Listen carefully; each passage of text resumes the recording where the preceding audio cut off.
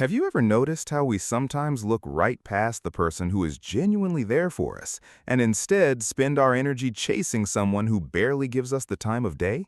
It's a strange, frustrating pattern. We say we want peace, safety, and stability, but when healthy love sits right in front of us, packaged in a kind, available person, we often label it as boring and run the other way. Before we dive into why we do this, if you enjoy exploring these kinds of everyday psychological mysteries, please take a quick second to subscribe to the channel. Your support helps us keep making these videos, and it ensures you don't miss our upcoming discussions. So, why do we ignore available love? To start, we often mistake anxiety for chemistry. When we meet someone who is emotionally unavailable, the constant uncertainty triggers a physical response. Our hearts race, we get butterflies, and we spend hours obsessing over what they think of us. We call this the spark, but in reality, it's just stress. The human brain gets hooked on the dopamine loop of hot and cold behavior. When someone is consistent and clear about their feelings, there's no game to play. Our nervous system feels calm. Sadly, because we've been conditioned to associate drama with passion, we mistake that quiet peace for a lack of connection. We assume if there's no chase, there's no fire. Then there's the factor of self-worth and vulnerability. We accept the love we think we deserve. If deep down you struggle with feelings of unworthiness, someone loving you easily feels highly suspicious. You might think, if they like me this much, they must not have very high standards.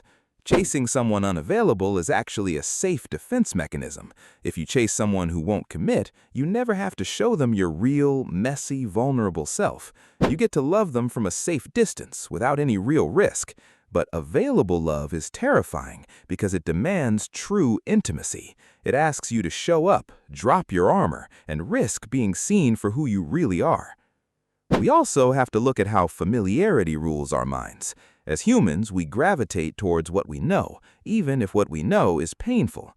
If you grew up in an environment where love was conditional, distant, or inconsistent, your brain mapped out love as a struggle. Your subconscious learned that to be wanted, you had to perform, wait, or beg. When you encounter a healthy, stable partner, it feels completely alien. You don't recognize it as love, so you reject it in favor of the familiar pain. It's a sad truth, but our brains often choose a familiar struggle over an unfamiliar peace. Breaking this cycle starts with a simple pause. The next time you feel like pulling away from someone who is kind and consistent, ask yourself, am I actually bored or am I just safe? Am I rejecting them or am I just terrified of being seen? Retraining your nervous system takes time, but it's worth the effort. Sometimes the best love story isn't the wild, painful chase. It's the peace of someone who simply chooses to stay. Thanks so much for watching. Take care of yourself, and I'll see you in the next video.